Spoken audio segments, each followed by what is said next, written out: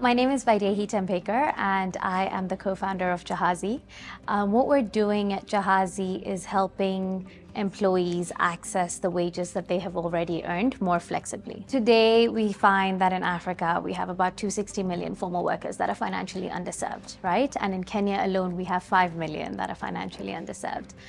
And unfortunately, these employees are forced to take, in emergency situations, expensive loans from banks, maybe paying 10 to 15% a month, and they get into these debt traps. So what we do is we partner with your employer to provide you with your earned wages on demand, right? So if you're requesting an advance on the 5th day of the month for any sort of emergency, you only get up to what you've earned in 5 days. If you request on the 12th day of the month, you only get up to what you've earned in 12 days.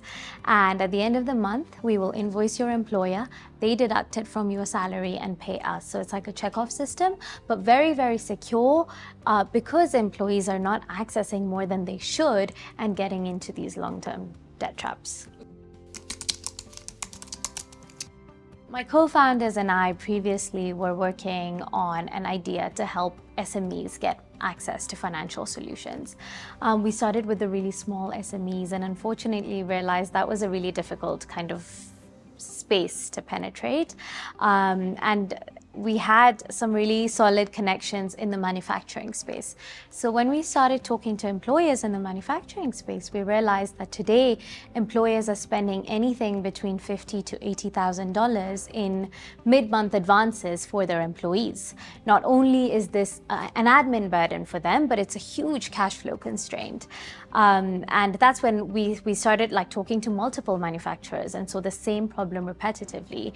And they were looking for other solutions where the admin burden can be taken off, but also this is money that they can put back into their business. So that's how we kind of came across the problem, realized it was a repeating problem, especially in the manufacturing space, but also in so many other industries, especially as payslips are shrinking, employees are really, really struggling. And the first point of contact for them is their HR, their employer. So we saw this kind of repeated behavior and thought this was worthwhile testing.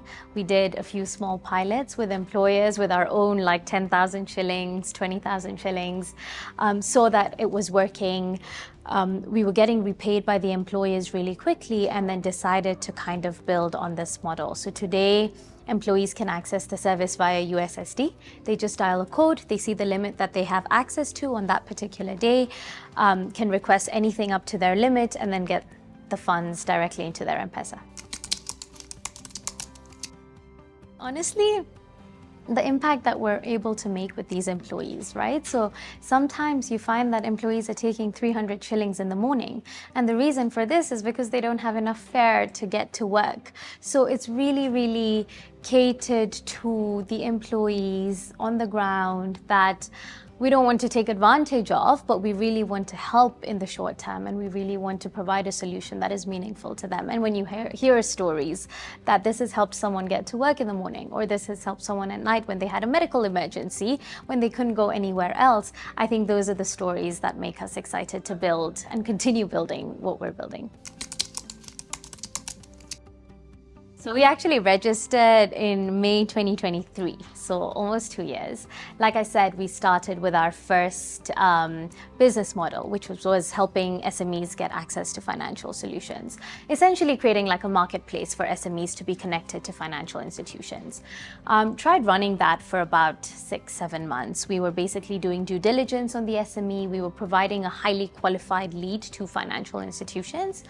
At some point, we realized the default rate was pretty high, and it was because of the type of customer segment that we were targeting, but also our funnel was a little bit broken, is something that we realized. And we lost our first financial institution that we were working with. So we realized something was definitely broken. And if this is the case, then is this really scalable, right? Did we believe in the business enough to scale it? And we had to have tough conversations between our team, but realized that this is not something that was scalable and we had to change trajectory. So June last year is when we pivoted into the earned wage access model. That's when, like I said, we started with our first 10, 20,000 shillings. We were just advancing it to an employee that had signed up with a particular employer. we got the money back from the employer, then we increased this to like $400. The following month increased it to $1,000 and built USSD around that. As soon as we started seeing that success, now we've kind of scaled our footprint. Right now we have about 7 employers on the platform. We're servicing over 1,300 employees and looking to scale rapidly in the next 12 months. Good question. I think one of the major challenges we see is like B2B sales is long, right? Like the sales cycle is really long. You're looking at anything between 4 to 8 months to convert an employer. So that is something that we're still trying to fine tune and figure out how we can scale that model. So we're trying to ramp up our sales team as well. So we're constantly converting new clients month on month. And increasing basically our leads and the funnel that we have, right? So that is like one of the challenges that we face. Another challenge initially was like float capital, because this business relies heavily on having the float to be able to advance to employees at scale. We're doing much better on that. We have a couple of partnerships in place. We're also partnering with a tier 1 bank who will be our float capital provider. And we have basically access to some of their customers as well to be able to provide them this service. So a lot of these things are taking shape as we go. Well, okay, maybe I can start with how we came up with Jahazii, which is also a funny story. So like I mentioned, the goal was to help SMEs get connected to financial institutions. And Jahazii means a boat, right? So the idea was all of these SMEs are getting on this boat and we're taking them to their final destination. That's how we thought about Jahazii. Then our local company is actually called Black Marlin Technologies, and we've decided not to go with this like whole ocean theme. So this company is Black Marlin. Hopefully companies in other countries have a different like marine species name. And then 2 eyes, honestly, I don't know if I influenced this, but like I was like, I would love something with like 2 eyes or 2 E's or something like that. I don't know if that was the reason, but like I remember having that thought and telling my co-founders this. I think we thought of Jahazii and we're like, okay, why not Jahazii with 2 eyes? It had no logic behind it. Sometimes we feel like that's more confusing than the normal Jahazii, but yeah, that's how we came. I guess, or they just spell it Jahazii with 1 eye, so. Okay.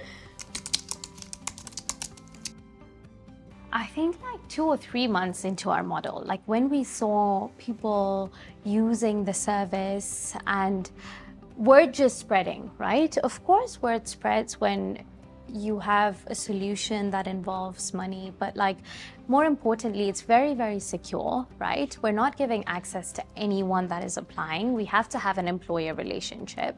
But we saw like a lot, like numbers just spiraling up without us doing any marketing within an employer, right? So you'll find that the initial month, there's a lot of skepticism. People don't know what this is. People are like, what if I dial the code and I say I want the money, but I don't get it? So there was a lot of initial skepticism. But when you find like 5 or 10 people in an organization use the service, the next month it jumps to like 30 or 40 people. So just through word of mouth, right? It's not us doing anything. And the reason for that is we're providing a really flexible and reliable and convenient solution for these employees.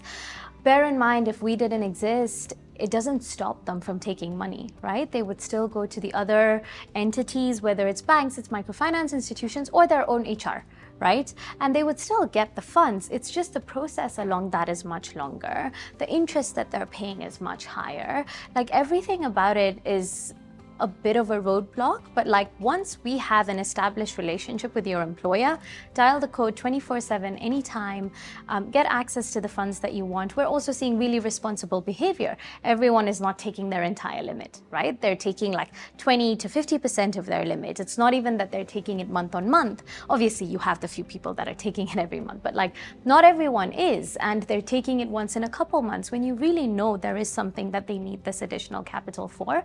So I think like that aha moment was, okay, word is spreading, we're not even doing anything. Clearly, this is important. It's a service that is needed. And if we can do it through the employer, then it's like a win-win for everyone, because we're solving a really big problem for the employer.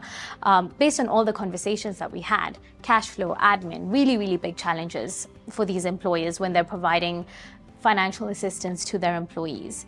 So I think, yeah, like that was the moment and we're like, okay, things are just working, things are just happening. And contrary to our previous model where it was really difficult to get numbers up or to get like partnerships in place, this was a lot smoother in the initial days, which felt like we had kind of cracked it.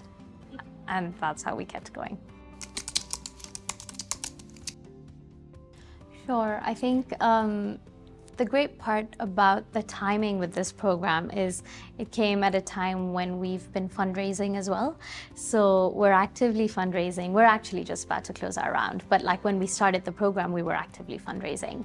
And I think like it's such a small ecosystem, but it's always helpful to like interact with the right people and try and get connections to other investors and the community overall. So I feel like the value was really there when it came to like trying to get our story shared with some investors, like having people take a look at it, and just like also being aware of the investors that are open to investing on the continent at an early stage. So I feel like that was a valuable piece of the Startup 360 journey for us. I think what excites me is the fact that we're just getting started. We're like at the tip of the iceberg.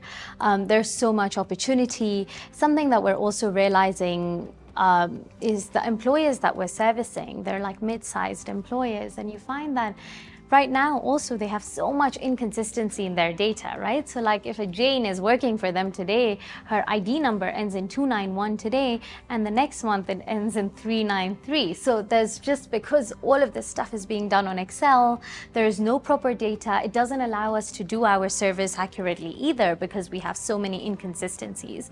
And we're trying to solve for that as well by building a lightweight payroll solution for employers. So the exciting part is we're really solving a problem for employers and simultaneously employees. I feel like we can increase the type of offering that we have, from earned wage access to a lot of other add-ons for employees, such as savings, buy for a product through Jahazii, in partnership with a vendor. And there's so many things that we can do, and we're just getting started. So the exciting part is, yes, we want to be in Kenya, but we want to grow out of Kenya, get to the entire continent, and really make a meaningful impact throughout the continent. Yeah, good question. I think there's so many lessons, but like this one, I feel like I always knew this, but also this journey has highlighted it more as like just like grit and perseverance is so important, right? Like even with us, when we pivoted into our new model, it took us a while to get from like 3 customers to 6 or 7 or 8. And you'll find that some of the recent customers that we signed on are people that we've been talking to since like September, October last year. And had we given up or had we stopped chasing those conversations, that would never happen. And I think it goes to say, not only in that setting, but like also there are times when you're just like, why am I doing this? Like it's so difficult. Nothing is moving. It feels like nothing is moving. But then the good days, and when you're talking to the people that you're actually building a solution for, you realize it makes it worth it. And all of this is only possible if you really, truly have the grit to push through every single no and every single barrier that comes your way, because there's loads of them, right? And when you're working for yourself, it's difficult sometimes. So I think like that's a really big learning, like a reinforcement of how important that is in a founder's